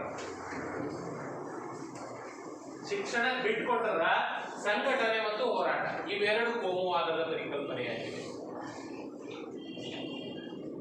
ಕೋಮುವಾದ ವ್ಯಾಪಕವಾಗಿ ಯಾಕೆ ಬೆಳೆದಿದೆ ನಿಮ್ಗೆ ಗೊತ್ತಿರಲಿ, ಮತೀಯವಾದ ಅಂತ ಕರೀತಾರೆ. ನಮ್ಮ ಭಾರತೀಯ ಸಮಾಜದ ಪ್ರಮುಖವಾಗಿರ್ತಕ್ಕಂಥ ಸಮಸ್ಯೆಯಾಗಿದೆ ಧರ್ಮಗಳ ಆಧಾರದ ಮೇಲೆ ಸಮಾಜದ ವಿಭಜನೆ. ಕೋಮುವಾದ ಅಂದ್ರೆ ಧರ್ಮಾಧಾರಿತ ಸಮಾಜದ ವಿಭಜನೆ. ನನ್ನ ಧರ್ಮ ಶ್ರೇಷ್ಠ, ಅವ್ರಂತಾರ ಮತ್ತೊಬ್ರು ನನ್ನ ಧರ್ಮ ಶ್ರೇಷ್ಠ, ಮತ್ತೊಬ್ರು ಅಂತಾರ ನನ್ನ ಧರ್ಮ ಶ್ರೇಷ್ಠ. ಶ್ರೇಷ್ಠ ಯಾವುದು? ಯಾವುದೇ ಧರ್ಮ ಜಗತ್ತಿನೊಳಗೆ ಮೇಲಲ್ಲ ಕೀಳಲ್ಲ ಅಂತೇಳಿ ಸಂವಿಧಾನ ಹೇಳುತ್ತೆ. ನಮ್ಮ ಸಂವಿಧಾನ ಹೇಳುತ್ತೆ ಮತ ನಿರಪೇಕ್ಷಣೆ, ಜಾತ್ಯಾತೀತ ಭಾರತ ಒಂದು ಜಾತ್ಯಾತೀತ ರಾಷ್ಟ್ರ, ಸರ್ವ ಧರ್ಮಗಳ ಸಮಭಾವದ ತಾಣ ಭಾರತ ಅಂತೇಳಿ ಹೇಳುತ್ತೇವೆ. ಆದರೆ ನಾವೇನ್ ಮಾಡ್ಕೊಂಡಿದ್ದೇವೆ? ನಮ್ಮ ಧರ್ಮ ಶ್ರೇಷ್ಠ, ಸಂವಿಧಾನಕ್ಕಿಂತ ನಾವು ಮ್ಯಾಗಿನವರಾಗಿದ್ದೇವೆ. ಒಂದೊಂದು ಜಾತಿಗೆ ಒಬ್ಬೊಬ್ಬ ಜನ ಮಾಡಿದ್ವಿ ಮತ್ತು ವ್ಯಕ್ತಿ ಮಾಡಿದೇವ್ರಿ. ವ್ಯಕ್ತಿಗೆ ಒಂದು ಜಾತಿಯನ್ನ ಸೀಮಿತ ಮಾಡಿದೆವು. ನಿಮಗೆಲ್ಲ ಹೇಳೋ ಅವಶ್ಯಕತೆ ಇಲ್ಲ ರೀ. ಈಗ ಹಂಗ ವ್ಯಕ್ತಿ ಜಾತಿಗೆ ಸೀಮಿತವಾಗ ಅವರೆಲ್ಲ ಆದರ್ಶ ಅವ್ರು ಬಾಳ ಬದುಕಿದಾಗ ಹಂಗಿದ್ದಿಲ್ರಿ. ಅವ್ರ ಭಿನ್ನತೆಯ ಉದ್ದಲಾಗಿತ್ತು, ಅವ್ರ ಸಮಾನತೆಯ ಪರಿಕಲ್ಪನೆಗಳು. ಅದಕ್ಕಾಗಿ ಹೇಳ್ತಾರೆ ಜಾತಿ ವ್ಯವಸ್ಥೆ ಇವತ್ತು ನಮ್ಮ ದೇಶದೊಳಗ ವ್ಯಾಪಕವಾಗಿ ಧರ್ಮಾಧಾರಿತ ಸಮಾಜದ ವಿಭಜನೆ ಮಾಡಿದೆ ಅಂತ ಹೇಳ್ಬೋದ್ರಿ. ಪರಸ್ಪರರ ವಿರುದ್ಧ ಹಿತಾಸಕ್ತಿಗಳನ್ನು ಬೆಳೆಸಿಕೊಳ್ಳುವುದನ್ನ ಕೋಮುವಾದ ಅಥವಾ ಮತೀವಾದ ಅಂದ್ರೆ ಒಬ್ಬರು ಇನ್ನೊಬ್ಬದ ಒಂದು ಧರ್ಮದವ್ರಿಗೆ ಕಂಡ್ರೆ ಮತ್ತೊಂದು ಧರ್ಮಕ್ಕ ಆದ್ರೆ ಮೊನ್ನೆ ನಾವು ಒಂದು ಬೆಳಗಾವಿ ಒಳಗೆ ಘಟನೆ ನೋಡಿದೇವಿ. ಒಂದು ಚೌಕ್ ಇದೆ, ಆ ಚೌಕಿನೊಳಗ ಇಬ್ಬರು ಮೂರ್ತಿ ಕೂಡಿಸ್ಬೇಕಾಗಿದೆ. ಯಾರ್ದ್ರಿ ಓದಿರಿ? ಯಾರ ನೀವು? ಒಂದ್ ಕಡೆ ಸಂಗೊಳ್ಳಿ ರಾಯಣ್ಣ, ಇನ್ನೊಂದ್ ಕಡೆ ಶಿವಾಜಿ. ಆ ಎರಡೂ ಮತೀಯವರು ಅಂದ್ರೆ ಸಂಗೊಳ್ಳಿ ರಾಯಣ್ಣನ ಅನುಯಾಯಿಗಳು, ಶಿವಾಜಿ ಅನುಯಾಯಿಗಳು ಪರಸ್ಪರ ವೈಭವ. ಯಾಕೆ ವೈಭವ? ಶಿವಾಜಿನೂ ನಮ್ಮ ದೇಶದವರೇ, ಸಂಗೊಳ್ಳಿ ರಾಯಣ್ಣ ಕೂಡಿಸಿ ಒಂದೇ ತೋಲಿ ಎಲ್ಲಾ ಮೂರ್ತಿಗಳನ್ನ ಕೂಡಿಸಿ ಅವ್ರಿಗೆ ದಿನ ಎದ್ದು ಪೂಜೆ ಮಾಡಬೇಕು. ಆ ಮನೋಭಾವನೆ ಯಾವುದು ಇಲ್ಲ. ನನ್ನ ಧರ್ಮ, ನನ್ನ ಜನ, ನನ್ನ ಮೂರ್ತಿ ಅನ್ನೋ ಮನೋಭಾವನೆ. ಇದು ಮತೀಯವಾದ, ಇದು ಅಂಧಾನುಕರಣೆ ಅಂತ ಹೇಳ್ತಾರೆ. ಅಂಧ ಮತೀಯ ವಾದ ಅಂತ ಕರೀತಾರ. ಇದು ಏನ್ ಮಾಡಿದಿರಿ ಅಂತಂದ್ರೆ ಸಾಮಾಜಿಕವಾಗಿ ಭಿನ್ನತೆ, ಪರಸ್ಪರ ಅಪನಂಬಿಕೆ, ಒಬ್ರಿಗೆ ಇನ್ನೊಬ್ಬರ ಮೇಲೆ ನಂಬಿಕೆ ಇರಲ್ಲ. ಆಮೇಲೆ ಭಯದ ವಾತಾವರಣ ರೀ. ಕೆಲವೊಂದ್ಸರಿ ಬಂದಿರುತ್ತೆ ನೋಡ್ಬೇಕು ನೀವು. ಕಲ್ಲು ಹೊಡಿತಾರ, ಅವ್ರು ಆ ಕೋಮಿನವ್ರು ಈ ಕೋಮಿನವ್ರಿಗೆ ಹೊಡೆದ್ರು, ಈ ಕೋಮಿನವ್ರು ಅವ್ರು ಆ ಕೋಮಿನವ್ರಿಗೆ ಹೊಡೆದ್ರು. ಕಲ್ಲು ಹೊಡಿತಕ್ಕಂಥ ಭಯದ ವಾತಾವರಣ ಸೃಷ್ಟಿಸ್ತು. ಕೋಮುವಾದದಲ್ಲಿ ಸಮಾಜವನ್ನ ಗುಂಪುಗಾರಿಕೆ ಮಾಡುತ್ತಾರೆ. ಅವ್ರದೊಂದು ಗುಂಪು, ಇವ್ರದೊಂದು ಗುಂಪು. ಆಮೇಲೆ ಆರ್ಥಿಕ ವೈಷಮ್ಯ, ರಾಜಕೀಯ ಪೈಪೋಟಿ ಪ್ರಕಟವಾಗ್ತದೆ. ನನ್ನ ಜನ ನಮ್ಮವರು ಅನ್ನೋ ಮನೋಭಾವನೆ ಬೆಳೆಯುತ್ತದೋ. ಹೀಗಾಗಿ ಭಾರತದ ಮಟ್ಟಿಗೆ ಕೋಮುವಾದ ಏನಾಗಿದೆ ಅಂದ್ರೆ ರಾಷ್ಟ್ರೀಯ ಏಕತೆ ಹಾಗೂ ಸಮಗ್ರತೆಯ ರಂಗದೊಳಗ ವಿಶೇಷವಾಗಿರ್ತಕ್ಕಂಥ ಆ ಸಮಗ್ರತೆನ ಅಥವಾ ರಾಷ್ಟ್ರೀಯ ಏಕತೆನ ಭಂಗಪಡಿಸುವುದು ಅಂತ ಹೇಳ್ಬೋದು. ಹೀಗಾಗಿ ಅಪಾಯ ತಂದು ನೋಡ್ತಕ್ಕಂಥ ಒಂದು ಶಕ್ತಿಯಾಗಿದೆ ಕೋಮುವಾದ ಅಂತ ಹೇಳ್ಬೋದ್ರಿ. ಇದು ಸಮಾಜದ ನೆಮ್ಮದಿಯನ್ನ ಕೆಡಿಸ್ತದೋ ಅಷ್ಟೇ ಅಲ್ಲ, ವ್ಯಕ್ತಿಗಳ ಅಥವಾ ಕೆಲವೊಂದ್ಸರಿ ಕೆಲವೊಬ್ರು ಜೀವ ಕೂಡ ಹೋಗುತ್ತೇವೆ. ಜೀವ ಕೂಡ ಹೋಗುತ್ತೆ ಕೆಲವೊಂದ್ಸರಿ, ಕೆಲವೊಂದು ಆಸ್ತಿ ಹಾಳಾಗುತ್ತೆ, ಅನೇಕ ಪರಿಣಾಮಗಳಿಗೆ ಇದು ಎಡೆ ಮಾಡಿಕೊಡುತ್ತದೆ ಅಂತ ಹೇಳ್ಬೋದು. ಆದ್ರೆ ಮತೀಯವಾದವು ಗುಂಪುಗಳ ಮಧ್ಯೆ ಪರಸ್ಪರ ದೋಷಾರೋಪಣೆ, ದೈಹಿಕ ಹಲ್ಲೆ ಮುಂತಾದವುಗಳು ಅನಗತ್ಯವಾಗಿರ್ತಕ್ಕಂಥ ತೊಂದರೆಗಳಿಗೆ ಕಾರಣವಾಗುತ್ತೆ. ಆದ್ರೆ ಮತೀಯವಾದ ಒಂದು ಗುಂಪುಗಳ ಹಿತಾಸಕ್ತಿಯನ್ನ ರಾಷ್ಟ್ರೀಯ ಹಿತಾಸಕ್ತಿಗಿಂತ ಹೆಚ್ಚಲಾಗಿ ನೀವು ಗೊತ್ತಿರಬೇಕು. ಮೊದಲು ಏನ್ರಿ, ಧರ್ಮ ಮೊದಲ ರಾಷ್ಟ್ರ ಮೊದಲು ರೀ. ನಿಮ್ ಪ್ರಕಾರ ಧರ್ಮ ಮೊದಲ ರಾಷ್ಟ್ರ ಮೊದಲ್ರಿ? ನೋಡ್ರಿ, ಮತ್ತೆ ಇಷ್ಟು ಗೊತ್ತಿದ್ರೆ ಯಾರಿಗೂ ಕೂಡ ತಮ್ಮ ತಮ್ಮ ಅಂದ್ರೆ ಈ ಜನರಿಗೆ ಗೊತ್ತಾಗ್ಬೇಕ್ರಿ, ಧರ್ಮನೇ ಮೊದಲಲ್ಲ, ರಾಷ್ಟ್ರ. ಧರ್ಮ ಆಮೇಲೆ ಬರುತ್ತೆ, ರಾಷ್ಟ್ರ ಉಳಿದ್ರೆ ಧರ್ಮ ಉಳಿಯುತ್ತೆ, ಧರ್ಮ ಉಳಿದ್ರೆ ನಾವು ಉಳಿಯುತ್ತೆ. ಅದಕ್ಕಾಗಿ ಧರ್ಮ ನಮ್ಮ ಬದುಕಿಗೆ ಒಂದು ದಾರಿ ದೀಪ ಅಷ್ಟೇ, ಆದರೆ ಬದುಕು ರಾಷ್ಟ್ರ. ಅದಕ್ಕಾಗಿ ಒಂದು ದೇಶದೊಳಗೆ ನಾವು ಬದುಕ್ತಕ್ಕಂಥದ್ದು ಏನು ಅವಶ್ಯಕತೆ ಅದ ರೀ? ಸಹಬಾಳ್ವೆಯ ಅವಶ್ಯಕತೆ. ಒಬ್ರು ಇನ್ನೊಬ್ಬರ ಜೊತೆಗೆ ಸಹಬಾಳ್ವೆಯಿಂದ ಬದುಕಬೇಕಾಗಿದೆ ಅಂತಕ್ಕಂಥದ್ದು. ಆಮೇಲೆ ತಮ್ಮ ಹಿತಾಸಕ್ತಿಗಳನ್ನ ವೃದ್ಧಿಸುವ ಪ್ರಯತ್ನಗಳನ್ನ ಮತೀಯ ಶಕ್ತಿಗಳು ಮಾಡ್ತವೆ ಕೆಲವೊಂದ್ಸರಿ. ಅವಾಗ ತಮ್ಮ ಧರ್ಮವನ್ನ ಪ್ರಚಾರಪಡಿಸುವ, ಪರಧರ್ಮದ ಬಗ್ಗೆ ಬೇರೆ ರೀತಿಯಲ್ಲಿ ನೋಡುವಂತ ಸಂದರ್ಭಗಳನ್ನ ಉಂಟಾಗ್ತವೆ. ಕೆಲವೊಬ್ರು ಬೇರೆ ಧರ್ಮದ ಬಗ್ಗೆ ಅವಹೇಳನೆ ಮಾಡ್ತಾರ, ನಿಂದೆ ಮಾಡ್ತಾರ, ಅಥವಾ ಆ ಧರ್ಮದಾಗಿರ್ತಕ್ಕಂಥ ತಪ್ಪು ವಿಚಾರಗಳನ್ನ ಎತ್ತಿ ತೋರಿಸ್ತಾರೆ. ಆದ್ರೆ ಇದರಲ್ಲಿ ದೇಶದ ಏಕತೆಗೆ ಧಕ್ಕೆ ಆಗ್ತದೆ. ಇಂತಹ ಸಂದರ್ಭಗಳು ದೇಶದಲ್ಲಿ ಆಂತರಿಕವಾಗಿರ್ತಕ್ಕಂಥ ಸಮಸ್ಯೆಗಳನ್ನ ಕ್ರಿಯೇಟ್ ಮಾಡ್ತಾವ ಅಂತ ಹೇಳ್ಬೋದು. ಅಂತ ದೇಶದ ಆಂತರಿಕ ಸಮಸ್ಯೆಗಳನ್ನ ನಾವು ಕೋಮುವಾದ ಅಂತ ಹೇಳಿ ಕರಿತೀವ್ರಿ. ವಿಶೇಷವಾಗಿ ಭಾರತದೊಳಗೆ ಸರ್ವಧರ್ಮೀಯರ ಸಮಭಾವದ ತಾಣ ಅಂತೇಳಿ ಸಂವಿಧಾನ ಹೇಳುತ್ತೀರಿ. ಕೆಲವು ಧರ್ಮಗಳು ಇವತ್ತಿಗೂ ಕೂಡ ಒಂದು ಧರ್ಮದವರನ್ನ ಕಂಡ್ರೆ ಇನ್ನೊಂದು ಧರ್ಮದವರನ್ನ ದ್ವೇಷ ಮಾಡ್ತಕ್ಕಂಥ ಮನೋಭಾವದವರು ಇವತ್ತರ ಅಂತ ಹೇಳ್ಬೋದು. ಆಮೇಲೆ ಅದಕ್ಕಾಗಿ ಸರ್ಕಾರ ಏನ್ ಮಾಡಿದ್ದೀರಿ ಅಂತಂದ್ರೆ ಇಂಥ ಕೋಮುವಾದವನ್ನ ಸೃಷ್ಟಿ ಆಗಬಾರದು ಅಂತೇಳಿ ಕೆಲವು ಸಾಕಷ್ಟು ಮುನ್ನೆಚ್ಚರಿಕಾ ಕ್ರಮಗಳನ್ನ ಜಾರಿಗೆ ತಂದಿದ್ದೀರಿ. ವಿಶೇಷವಾಗಿ ನಮ್ಮಲ್ಲಿ ಏಕರೂಪದ ನಾಗರಿಕ ವ್ಯವಸ್ಥೆ ಕಾಯ್ದೆಗಳನ್ನ ಜಾರಿಗೆ ತಂದಿದೆ. ಆಮೇಲೆ ನಾಗರಿಕ ಸಮಾನರಾಗಿ ಎಲ್ಲರನ್ನ ಕಾಣತಕ್ಕಂಥದಕ್ಕೆ ಅವಕಾಶ ಅದನ್ನ ಸಂವಿಧಾನಿಕವಾಗಿದೆ. ಆಮೇಲೆ ಜಾತ್ಯತೀತ ಮನೋಭಾವ ಸಾಮಾಜಿಕ ಜೀವನದ ಎಲ್ಲಾ ರಂಗಗಳ ಪ್ರಾಶಸ್ತ್ಯವನ್ನ ಕೊಡಬೇಕು. ಸಂಕುಚಿತ ವಿಭಾಗೀಯ ಚಿಂತನೆಗಳನ್ನ ಮೇಲುಸ್ತರದ ರಾಷ್ಟ್ರೀಯ ಚಿಂತನೆಗೆ ಹೆಚ್ಚು ಒತ್ತನ್ನು ಕೊಡ್ತಕ್ಕಂಥದ್ದು. ಅಂದ್ರೆ ರಾಷ್ಟ್ರ ಮೊದಲು, ರಾಷ್ಟ್ರದ ಪರಿಕಲ್ಪನೆಗಳು ಮೊದಲು, ರಾಷ್ಟ್ರ ಉಳಿದ್ರೆ ನಾವು ನೀವು ಬದುಕಬಹುದು ಅಂತಕ್ಕಂಥದನ್ನ ತಿಳಿಸ್ಕೊಡ್ತಕ್ಕಂಥ ಚಿಂತನೆಗಳನ್ನ ಬೆಳೆಸಲಾಗಿದೆ. ಆಮೇಲೆ ವಿಶೇಷವಾಗಿ ಸಮಾಜವನ್ನ ವಿಭಜನೆ ಮಾಡ್ತಕ್ಕಂಥ ಅಥವಾ ಸಮಾಜವನ್ನ ಹಾಳು ಮಾಡ್ತಕ್ಕಂಥ ಅಥವಾ ಸಮಾಜವನ್ನ ಕೆಡಿಸ್ತಕ್ಕಂಥ ಚಿಂತನೆಗಳಿಂದ ಅಂತವರನ್ನ ಸರ್ಕಾರ ಕಾನೂನಿನ ಪ್ರಕಾರನೇ ಕ್ರಮ ಕೈಗೊಳ್ತಕ್ಕಂಥದಕ್ಕೆ ಅವಕಾಶವನ್ನ ಕೂಡ ಇದೆ ಅಂತ ಹೇಳ್ಬೋದು. ಆಮೇಲೆ ಪರಸ್ಪರವಾಗಿ ಸಾಮರಸ್ಯವನ್ನ ಹೆಚ್ಚಿಸಬೇಕಾಗಿದ್ರೆ ನಾವು ಒಬ್ಬರು ಇನ್ನೊಬ್ಬರ ಮೇಲೆ ನಂಬಿಕೆ ಇರಬೇಕಾಗುತ್ತೆ. ಸರ್ವ ಧರ್ಮಗಳ ಸಮಭಾವದ ತಾಣ ಆಗ್ಬೇಕಾಗುತ್ತೆ ಅಂತಕ್ಕಂಥದ್ದು. ಆಮೇಲೆ ಅದರ ಬದಲಿಗೆ ನಮ್ಮ ಭಾರತದ ಎಲ್ಲಾ ಮತ ಸಂಪ್ರದಾಯಗಳು ಜನರು ಸಾಮಾನ್ಯವಾಗಿರ್ತಕ್ಕಂಥ ಆರೋಗ್ಯಕರ ರಾಷ್ಟ್ರೀಯ ಚಿಂತನೆಗಳನ್ನು ಬೆಳೆಸಲು ಪ್ರಯತ್ನ ಮಾಡಬೇಕಾಗುತ್ತೆ. ಮತೀಯ ಮೂಲಭೂತವಾದ ಬಹುತ್ವದ ಸಮಗ್ರತೆ ಏನಂದ್ರೆ ಅದು ಎಲ್ಲದರ ಬದಲಾಗಿ ಸಮಾನತೆ, ಸೋದರತೆ, ಸಾಂಸ್ಕೃತಿಕವಾಗಿ ಬಹುರೂಪತೆಗೆ ಧಕ್ಕೆಯಾಗದಂತೆ ಸರ್ವರು ಸಮಾನರು ಅಂತ ತಿಳ್ಕೊಂಡು ಆಡಳಿತವನ್ನ ನಡೆಸಬೇಕಾಗಿರ್ತಕ್ಕಂಥ ವ್ಯವಸ್ಥೆ ಇವತ್ತು ನಮ್ಮಲ್ಲಿದೆ. ಜಾತ್ಯತೀತರು ತತ್ವಕ್ಕೆ ಬದ್ಧರಾಗಿರ್ಬೇಕಾಗಿರ್ತಕ್ಕಂಥ ವ್ಯವಸ್ಥೆ ಮನೋಧರ್ಮ ನಮ್ಮೆಲ್ಲರೂ ಬೇಕು. ಅವಾಗ ಮಾತ್ರ ನಾವು ದೇಶವನ್ನು ಪ್ರಗತಿಯೆಡೆಗೆ ಸಾಧಿಸಬಹುದ್ರಿ. ಇಲ್ಲದೆ ಜಾತಿ ಹೆಸರನ್ನ ಹೊಡ್ಕೋತಾ ಇದ್ರೆ ನಾವು ಜಾತಿ ಅಂತ ಇಲ್ಲೇ ಕೊಡಬೇಕಾಗುತ್ತೆ. ಆರ್ಥಿಕ ಪ್ರಗತಿ, ಸಾಮಾಜಿಕವಾಗಿರ್ತಕ್ಕಂಥ ವ್ಯವಸ್ಥೆ ಹಾಳಾಗುತ್ತೆ, ವೈಷಮ್ಯ ಪ್ರತಿನಿತ್ಯ ಬೆಳೆಯುತ್ತೆ. ಅದಕ್ಕಾಗಿ ಇವುಗಳನ್ನು ನಿಯಂತ್ರಣ ಮಾಡುವುದು ಬಳಸೋ ಅವಶ್ಯಕತೆ ಅದ ಅನ್ನೋದನ್ನ ನಿಮಗೆಲ್ಲರಿಗೆ ಗೊತ್ತಿರಬೇಕಂತಂದ್ರಿ. ಆಮೇಲೆ ಇನ್ನೊಂದು ನಮ್ಮ ಸಮಾಜದೊಳಗೆ ಎಲ್ಲರನ್ನ ದೊಡ್ಡದಾಗಿರ್ತಕ್ಕಂಥದ್ದು ಮಹಿಳೆಯರ ಸ್ಥಾನಮಾನ. ಇವತ್ತು ನೋಡಿ ನೀವು ಸ್ವಾತಂತ್ರ್ಯ ಪೂರ್ವದಲ್ಲಿ ಮಹಿಳೆಯರ ಸಾಧನೆಗಳನ್ನ ಗುರುತಿಸ್ರಿ ಅಂತಂದ್ರೆ ಆಗ್ಲೂ ಕೂಡ ಕೆಲವು ಮಹಿಳೆಯರು ಇನ್ಕಮ್ ಫೇಮಸ್ ಇದ್ರಿ. ಉದಾಹರಣೆಗೆ ಮೊನ್ನೆ ಹೇಳಿದೆ ನಾನು, ಝಾನ್ಸಿ ರಾಣಿ ಲಕ್ಷ್ಮೀಬಾಯಿ, ಅಥವಾ ಕಿತ್ತೂರು ರಾಣಿ, ಅಥವಾ ಅನಿ, ಆಮೇಲೆ ಕಸ್ತೂರ್ಬಾ ಗಾಂಧಿ, ಆಮೇಲೆ ಸಾವಿತ್ರಿ ಬಾಯಿ ಫುಲೆ, ಸಾವಿತ್ರಿಬಾಯಿ ಫುಲೆ ಅಥವಾ ಸರೋಜಿನಿ ನಾಯ್ಡು ಅಥವಾ ಸುಚೇತಾ ಕೃಪಲಾ, ಇವರೆಲ್ಲ ಸ್ವಾತಂತ್ರ್ಯಕ್ಕಿಂತ ಮುಂಚೆನೆ ದೇಶಕ್ಕಾಗಿ ಏನಾರ ಕೊಡುಗೆ ಕೊಟ್ಟಿರ್ತಾರೆ. ದೇಶಕ್ಕಾಗಿ ಏನಾರ ಕೊಡುಗೆ ಕೊಟ್ಟಿರ್ತಾರೆ. ಝಾನ್ಸಿ ರಾಣಿ ಲಕ್ಷ್ಮೀಬಾಯಿ ಮೊದಲ ಮಹಿಳಾ ಹೋರಾಟಗಾರ್ತಿರಿ, ನೆನಪಿರಬೇಕು. ವಿಶೇಷವಾಗಿರ್ತಕ್ಕಂಥ ಕಿತ್ತೂರಿನ ಕೀರ್ತಿಯನ್ನ ಇಂಗ್ಲೆಂಡಿನೊಳಗೆ ಬೆಳಗಿಸಿರ್ತಕ್ಕಂಥ ಶ್ರೇಯಸ್ಸು ಕಿತ್ತೂರು ರಾಣಿ ಚೆನ್ನಮ್ಮ. ನಿಮ್ಗೆ ಗೊತ್ತಿರಬೇಕು, ಅನಿಮೇಷನ್ ಆಕೆಯನ್ನ ಏನಂತ ಕರೀತಾರೆ? ಭಾರತದ ಶ್ವೇತ ಸರಸ್ವತಿ. ಬೆಳಿ ಬಟ್ಟೆ ಹಾಕೊಂಡು ಸರಸ್ವತಿ ಅಂತ ಹೇಳ್ತಾರೆ, ಶ್ವೇತ ಸರಸ್ವತಿ. ಭಗವದ್ಗೀತೆಯನ್ನ ಇಂಗ್ಲಿಷ್ ಭಾಷೆಗೆ ಭಾಷಾಂತರ ಮಾಡೋದು, ದೇಶ ವಿದೇಶಗಳ ಪಾಂಡಿತ್ಯವನ್ನ ಪಡೆದಿರ್ತಕ್ಕಂಥ ಆಕೆ ಭಾರತದಲ್ಲಿ ಸಾಮಾಜಿಕವಾಗಿರ್ತಕ್ಕಂಥ ವ್ಯವಸ್ಥೆನ ಮೇಲ್ತರಬೇಕು ಅಂತ ನಿರಂತರವಾಗಿರುವ ಪ್ರಯತ್ನವನ್ನ ಅನ್ವೇಷಣೆ ಮಾಡುವುದು ಅಂತಕ್ಕಂಥದ್ದು.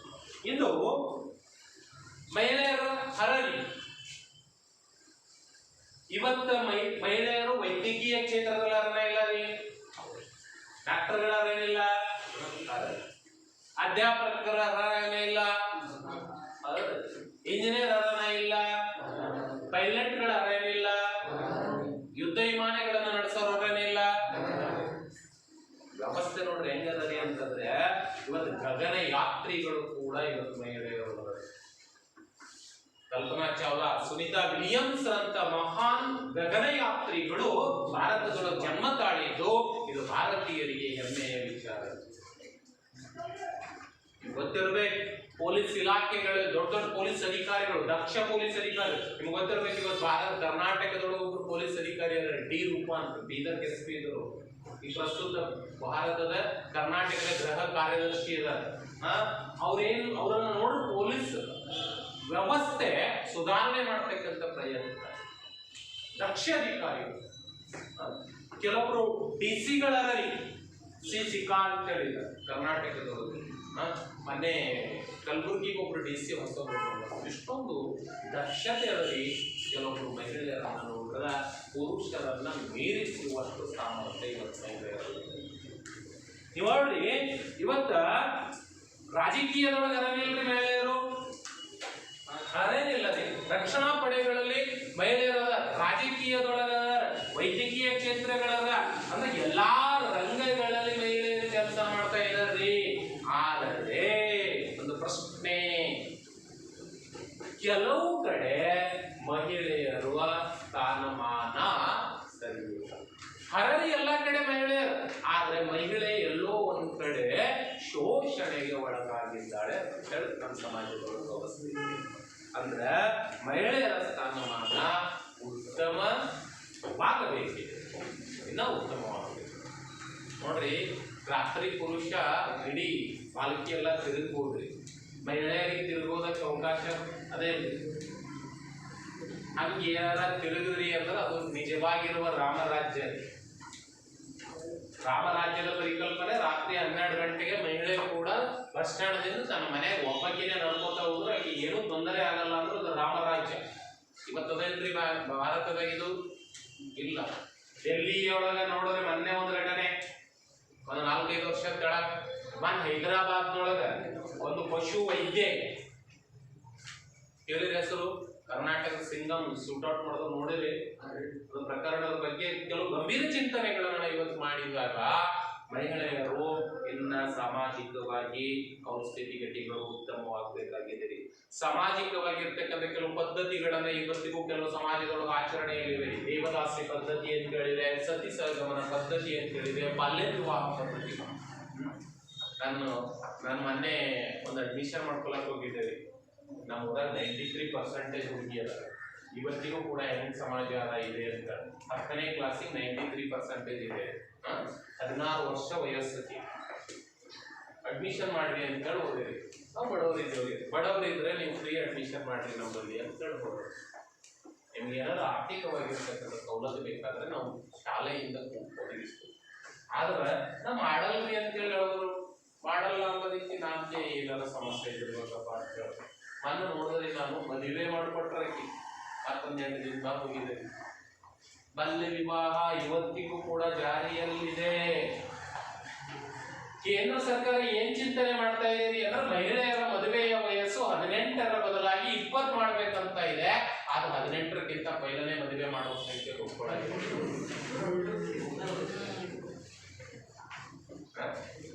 ಬಾಲ್ಯ ವಿವಾಹ ವ್ಯಾಪಕವಾಗಿ ಜಾರಿಯಲ್ಲದೆ ಇವತ್ತಿನ ಹಳ್ಳಿಗಳಲ್ಲಿ. ಅದನ್ನ ಇಲ್ಲ ನೋಡ್ರಿ ನೀವು ವಾಸ್ತವದೊಳಗೆ. 10ನೇ ತನ ಹಂಗ ಹಿಂಗ ಸಾಲಿ ಕಲಿಸ್ತಾರ ಹಳ್ಳಿಗಳಲ್ಲಿ. 10ನೇ ಮುಗೀತು ಅಂದ್ರೆ ಡುಂಗುಂಬಾಜ ಬ್ಯಾಂಡಾಗಾಲ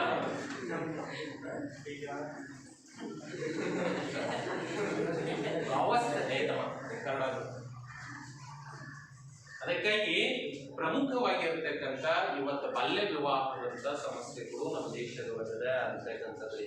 ಆಮೇಲೆ ಬಡತನ ಮತ್ತು ಅನಕ್ಷರತೆಯ ಕಾರಣಗಳಿಂದ ಸ್ತ್ರೀಯರ ಸ್ಥಾನಮಾನಗಳು ಇನ್ನ ಕರೆಕ್ಟ್ ಆಗಿಲ್ಲ ಅಂತ ಹೇಳ್ಬೋದು. ಆಮೇಲೆ ಪ್ರಗತಿಯ ಪಥದಲ್ಲಿ ಇವತ್ತು ದೇಶ ಮುಂದುವರಿಬೇಕಾದ್ರೆ ಸಾಮಾಜಿಕವಾಗಿ ಸ್ತ್ರೀಯರ ಸ್ಥಾನಮಾನಗಳು ಹೆಚ್ಚಿಗಾಗ್ತೈತ್ರಿ. ಮಹಿಳೆಯರ ಶಿಕ್ಷಣ ಮತ್ತು ಅಭಿವೃದ್ಧಿ ಪಡಿಸುವುದಕ್ಕೆ ಸರ್ಕಾರ ಅನೇಕ ರೀತಿಯ ಕಾರ್ಯಕ್ರಮಗಳನ್ನು ಹಾಕಿಕೊಂಡಿದೆ. ಆದರೆ ಇನ್ನ ಮಹಿಳೆಯರು ಬಡತನ ಮತ್ತು ಅನಕ್ಷರತೆ ಇವತ್ತು ಭಾರತದೊಳಗೆ ವ್ಯಾಪಕವಾಗಿರೋದ್ರಿಂದ ಹಳ್ಳಿಗಳಲ್ಲಿರ್ತಕ್ಕಂಥ ಸಿಟಿಗಳಲ್ಲಿರ್ತಕ್ಕಂಥ ಮಹಿಳೆಯರ ಬಗ್ಗೆ ನಾನು ಮಾತಾಡ್ತಾ ಇಲ್ಲ. ಹಳ್ಳಿಗಳಲ್ಲಿರ್ತಕ್ಕಂಥ ಮಹಿಳೆಯರು ಇವತ್ತು ನಮ್ಮ ದೇಶದೊಳಗೆ ವ್ಯಾಪಕವಾಗಿ ಇನ್ನ ಏನಾಗುತ್ತಾರ ಆರೋಗ್ಯ, ಶಿಕ್ಷಣ, ಸಾಮಾಜಿಕ ಕ್ಷೇತ್ರದಲ್ಲಿ ಇನ್ನೂ ಉತ್ತಮ ಸ್ಥಾನಮಾನಗಳು ಉಳಿದಿಲ್ಲ. ಮಹಿಳೆಯರ ಸಬಲೀಕರಣಕ್ಕಾಗಿ ಇವತ್ತು ಮಹಿಳಾ ಶಿಕ್ಷಣವಷ್ಟು ಅವಶ್ಯಕತೆ ಇದೆ. ಬಾಲ್ಯ ವಿವಾಹ ನಿಷೇಧ ಕಾಯ್ದೆ ಬರೋಷ್ಟು ಅವಶ್ಯಕತೆ. ಬಾಲ್ಯ ವಿವಾಹ ನಿಷೇಧ ಕಾಯ್ದೆ ಬರೀ ಸಂವಿಧಾನಿಕವಾಗಿ ಪುಸ್ತಕದಲ್ಲಿ ಇರಬಾರ್ದು, ಅದು ಆಚರಣೆಗೆ ಬರಬೇಕು. ಆಮೇಲೆ ವರದಕ್ಷಿಣೆ ನಿಷೇಧ. ಹೆಣ್ಮಕ್ಳನ್ನ ಮದುವೆ ಮಾಡ್ಕೊಳ್ಬೇಕಾದ್ರೆ ವರನು ಏನ್ ಮಾಡ್ತಾರೆ ಅಂದ್ರೆ ವಧುವಿನ ಹತ್ರ ದಕ್ಷಿಣೆ ತಗೋತಾರೆ. ಅದನ್ನೇ ವರದಕ್ಷಿಣೆ. ಇದು ವ್ಯವಸ್ಥೆ ಅದರಿ. ಸಾಮಾಜಿಕವಾಗಿರ್ತಕ್ಕಂಥ ವ್ಯವಸ್ಥೆಯಲ್ಲಿ ವರದಕ್ಷಿಣೆ ಇವತ್ತೊಂದು ವ್ಯಾಪಕವಾಗಿರ್ತಕ್ಕಂಥ ಸಮಸ್ಯೆ ಅದ ಅಂತ ಹೇಳ್ಬೋದು. ಆಮೇಲೆ ಇವೆಲ್ಲ ನಿಷೇಧ ಮಾಡಬೇಕಾಗಿರ್ತಕ್ಕಂಥದ್ದು ಮುಂತಾದ ಕ್ರಮಗಳಿಂದ ಮಾತ್ರ ನಾವು ಸಮಾಜವನ್ನ ಸುಧಾರಣೆ ಮಾಡಬಹುದು. ಹಾಗಾದ್ರೆ ಮಹಿಳೆಯರ ಸ್ಥಾನಮಾನ ಸುಧಾರಣೆ ಮಾಡಬೇಕಾದ್ರೆ ಸರ್ಕಾರ ಏನ್ ಮಾಡಬೇಕು? ಇವತ್ತು ಸ್ತ್ರೀ ಶಕ್ತಿ ಗುಂಪುಗಳು ಅಂತ ಹೇಳಿ ಬಂದಿವೆ. ಗೊತ್ತದ ಮಹಿಳೆ ಯಾವಾಗ ಸುಧಾರಣೆ ಆಗ್ತಾರೆ ಅಂದ್ರೆ ಆರ್ಥಿಕವಾಗಿ ಸದೃಢರಾಗಿದ್ದಾರೆ ಮಹಿಳೆ ಸುಧಾರಣೆ ಆಗುವುದಕ್ಕೆ ಸಾಧ್ಯ ಇದೆ. ಆರ್ಥಿಕವಾಗಿ ಸದೃಢರಾಗಬೇಕು ಅಂತೇಳಿ ಏನ್ ಮಾಡಿದೆ ಅಂದ್ರೆ ಸರ್ಕಾರ ಸ್ತ್ರೀ ಶಕ್ತಿ ಗುಂಪುಗಳನ್ನ ಮಾಡಿದೆ. ಸ್ತ್ರೀ ಶಕ್ತಿ ಗುಂಪುಗಳನ್ನ ಮಾಡಿ ಅವುಗಳ ಮುಖೇನ ಮಹಿಳೆಯರಿಗೆ ಆರ್ಥಿಕವಾಗಿ ಹಣಕಾಸಿನ ಸಹಾಯಧನ ಅಥವಾ ಸಾಲ ರೂಪದ ಹಣಕಾಸು ಕೊಟ್ಟು ಅವ್ರು ಸ್ವಂತವಾಗಿ ಏನಾರ ಉದ್ಯೋಗವನ್ನ ಕೈಗೊಳ್ಬೇಕಂತ ಕೆಲಸವನ್ನ ಮಾಡ್ತೀವಿ. ಸ್ವತಃ ಕೆಲಸ ಮಾಡ್ಬೇಕು ಅಂತೇಳಿ ಅವ್ರೀಗ ಆರ್ಥಿಕವಾಗಿ ಇರ್ತಕ್ಕಂಥ ಸಹಾಯಧನವನ್ನ ಮಾಡ್ತಾ ಇದ್ದೀವಿ. ಆಮೇಲೆ ವಿಶೇಷವಾಗಿ ಮಹಿಳೆಯರ ಸ್ಥಾನಮಾನಗಳನ್ನು ಸುಧಾರಣೆ ಮಾಡುವುದರಿಂದ ಈ ಸಾಮಾಜಿಕವಾಗಿ ಶಿಕ್ಷಣಕ್ಕೆ ಹೆಚ್ಚಿನ ಆದ್ಯತೆ ಕೊಡ್ತಕ್ಕಂಥ ವ್ಯವಸ್ಥೆಗಳನ್ನ ಸರ್ಕಾರ ಜಾರಿಗೆ ತಂದಿದೆ ಅಂತ ಹೇಳ್ಬೋದು. ಆಮೇಲೆ ವಿಶೇಷವಾಗಿ ಮಹಿಳೆಯರನ್ನ ಸಾಮಾಜಿಕವಾಗಿರ್ತಕ್ಕಂಥ ಮೇಲೆತ್ತುವುದಕ್ಕೆ ಅವರಿಗೆ ಸ್ತ್ರೀ ಶಕ್ತಿ ಸಂಘಗಳು, ಸ್ವಸಹಾಯ ಸಂಘಗಳು, ಮಹಿಳಾ ಸರ್ಕಾರಿ ಸಂಸ್ಥೆಗಳು ಇವೆಲ್ಲವುಗಳಿಗೆ ಹೆಚ್ಚಿನ ಅವಕಾಶಗಳನ್ನು ಒದಗಿಸಿಕೊಟ್ಟು ಅವರು ಆರ್ಥಿಕವಾಗಿ ಪ್ರಗತಿಯಾಗುವ ಕಡೆಗೆ ಸ್ವಾವಲಂಬಿಯಾಗುವುದಕ್ಕೆ ಏನೇನು ವ್ಯವಸ್ಥೆಗಳನ್ನು ಬೇಕೋ ಅವುಗಳನ್ನು ಕರ್ನಾಟಕ ಸರ್ಕಾರವೂ ಮತ್ತು ಭಾರತ ಸರ್ಕಾರವು ನಿರಂತರವಾಗಿ ಮಾಡ್ತಾ ಇದೆ ಅಂತ ಹೇಳ್ಬೋದು. ಏನಾರ ಅಂತ ಮಹಿಳೆಯರಿಗೆ ಸಮಸ್ಯೆಗಳಿದ್ರೆ ರಾಷ್ಟ್ರೀಯ ಮಟ್ಟದ ರಾಷ್ಟ್ರೀಯ ಮಹಿಳಾ ಆಯೋಗ ಇದೆ, ರಾಜ್ಯ ಮಟ್ಟದ ರಾಜ್ಯ ಮಹಿಳಾ ಆಯೋಗ ಇದೆ. ಅವುಗಳನ್ನು ರಚನೆ ಮಾಡುವುದರ ಮುಖಾಂತರ ಅವರ ಮಹಿಳೆಯರಿಗೆ ಸಂಬಂಧಪಟ್ಟಿರುವ ಸಮಸ್ಯೆಗಳನ್ನು ದೂರ ಮಾಡತಕ್ಕಂಥ ಪ್ರಯತ್ನವನ್ನ ಮಾಡ್ತಾ ಇದೆ. ದೂರು ದುಮಾರಗಳನ್ನ ಇದು ಪರಿಶೀಲಿಸಿ ನ್ಯಾಯವನ್ನು ಒದಗಿಸಿಕೊಡ್ತಕ್ಕಂಥ ಕೆಲಸವನ್ನ ಮಹಿಳಾ ಆಯೋಗಗಳು ಮಾಡ್ತಾ ಇವೆ. ಆಮೇಲೆ ಶಾಸಕಾಂಗ ಮತ್ತು ಸಂಸತ್ತಿನಲ್ಲಿ ರಾಜಕೀಯದಲ್ಲಿ ಮಹಿಳಾ ಮೀಸಲಾತಿ ನೀಡುವಂತೆ ಅದು ಕೂಡ ಪ್ರಯತ್ನ ನಡೀತಾ ಇದೆ. ಇನ್ನ ಪ್ರಯತ್ನ ಅದು ಸಕ್ಸಸ್ ಆಗಿಲ್ಲ ಅಂತಕ್ಕಂಥದ್ದು. ಆಮೇಲೆ ಸ್ಥಳೀಯ ಸರ್ಕಾರಗಳು, ಸ್ಥಳೀಯ ಸಂಸ್ಥೆಗಳು ತಾಪಂ ದೀಪಂ ಏನಿವೆ ಆ ಭಾಗಗಳು 50% ಮಹಿಳೆಯರಿಗೆ ಮೀಸಲಾತಿಗಳನ್ನು ನೀಡಲಾಗಿದೆ. ಆಮೇಲೆ ಸರ್ಕಾರಿ ಉದ್ಯೋಗಗಳಲ್ಲಿ ಕೂಡ 50% ಮೀಸಲಾತಿ ಕೊಟ್ಟು ಮಹಿಳೆಯರನ್ನ ಮೇಲೆತ್ತಕ್ಕಂಥದ್ದು, ಸ್ವಾವಲಂಬಿ ಮಾಡ್ತಕ್ಕಂಥ ನಿರಂತರವಾಗಿರುವ ಪ್ರಯತ್ನವನ್ನ ನಡೀತಾ ಇದೆ. ಇವತ್ತ ಈ ಮಹಿಳೆಯರೇ ನಿಂತಿದ್ದಾರೆ ಅಂತ ಹೇಳಕ್ಕಾಗಲ್ಲ ರೀ. ಮಹಿಳೆಯರು ಕೂಡ ಅದರೊಳಗ ಇಂದಿರಾ ಗಾಂಧಿ ಇರ್ಬೋದು, ಪ್ರಧಾನಮಂತ್ರಿಯಾಗಿ ಪ್ರತಿಭಾ ಪಾಟೀಲ್ ಅಂತ ಹೇಳುವಂತ ಪ್ರತಿಭಾ ಸಿಂಗ್ ಪಾಟೀಲ್ ರಾಷ್ಟ್ರಪತಿಯಾಗಿ ಕೆಲಸ ಮಾಡಿದ್ದಾರೆ, ಅಥವಾ ಅನೇಕ ಹಲವಾರು ರಾಜ್ಯಗಳಲ್ಲಿ ಮಹಿಳೆಯರು ಉನ್ನತವಾಗಿರ್ತಕ್ಕಂಥ ಕೆಲಸ ಮಾಡಿದ್ದಾರೆ. ರಾಜ್ಯಪಾಲರಾಗಿ, ಮಂತ್ರಿಗಳಾಗಿ, ವಿದೇಶಗಳಲ್ಲಿ ರಾಯಭಾರಿಗಳಾಗಿ, ವಿಶ್ವಸಂಸ್ಥೆಗಳಲ್ಲಿ ಭಾರತದ ಪ್ರತಿನಿಧಿಗಳಾಗಿ, ಅಥವಾ ಇನ್ನಿತರ ಹುದ್ದೆಗಳನ್ನು ಮಹಿಳೆಯರು ನಿರ್ವಹಿಸಿದ್ದಾರೆ. ಪರಿಣಾಮಕಾರಿಯಾಗಿರ್ತಕ್ಕಂಥ ಜವಾಬ್ದಾರಿಯುತವಾಗಿ ಮಹಿಳೆಯರು ತಮ್ಮ ಕೆಲಸ ತಾವು ಮಾಡಿದ್ದಾರೆ ಅಂತ ಹೇಳ್ಬೋದು. ಇದು ಮಹಿಳೆಯರ ಸಬಲೀಕರಣಕ್ಕಾಗಿ ಇವೆಲ್ಲ ಸ್ಫೂರ್ತಿಯಾಗಿರ್ತಕ್ಕಂಥ ವಿಚಾರ ಅಂತ ಹೇಳ್ಬೋದು ಅಂತಕ್ಕಂಥದ್ದು. ಇಂಥ ಮಹಿಳೆಯರು ಇವತ್ತಿಗೂ ಕೂಡ ನೀವು ಸಮಾಜದ ಆಧಾರ ಸ್ತಂಭ. ಇವತ್ತ ಮಹಿಳೆ ಇದ್ರೆ ಸಮಾಜ ಇಲ್ಲ ಅಂದ್ರೆ ಸಮಾಜ ಉತ್ತಮ ಸಮಾಜ ಸೃಷ್ಟಿಯಾಗಲು ಸಾಧ್ಯ ಇಲ್ಲ. ಅಂತವರನ್ನ ಸುಧಾರಣೆ ಮಾಡುವುದಕ್ಕೆ ಸರ್ಕಾರ ನಿರಂತರವಾಗಿ ಪ್ರಯತ್ನವನ್ನ ಮಾಡುತ್ತದೆ. ಇಲ್ಲಿ ಪ್ರಶ್ನೆ ಏನ್ ಇಂಪಾರ್ಟೆಂಟ್ ಅದಕ್ಕೆ ಅಂದ್ರೆ ಮಹಿಳೆಯರ ಸಬಲೀಕರಣಕ್ಕಾಗಿ ಸರ್ಕಾರ ಕೈಗೊಂಡಿರ್ತಕ್ಕಂಥ ಕಾರ್ಯಕ್ರಮಗಳ 3 ಮಾಸಿಕ ಪ್ರಶ್ನೆ ಕೇಳಬಹುದು. ಈ ಪ್ರಶ್ನೆನ ನೆನಪಿನ ಇಟ್ಕೊಂಡು ಪ್ರಶ್ನೋತ್ತರ ಬರೆಸ್ತೇನೆ. ಗೊತ್ತಾಯ್ತಾ? ಇಷ್ಟಕ್ಕೆ ಸಂಬಂಧಪಟ್ಟಿರೋ ಮಾಹಿತಿ. ಧನ್ಯವಾದಗಳು ಎಲ್ರಿಗೂ. ಈ ಪಾಠಕ್ಕೆ ಸಂಬಂಧಪಟ್ಟ ಇಷ್ಟೊಂದು ವಿಷಯಗಳನ್ನು ತಿಳ್ಕೊಂಡ್ರೆ ನಾಳೆ ಭಯೋತ್ಪಾದನೆ ಮತ್ತು ಕಾರ್ಪೊರೇಟ್ ತಂತ್ರಗಾರಿಕೆ ಬಗ್ಗೆ ಹೇಳಬೇಕು.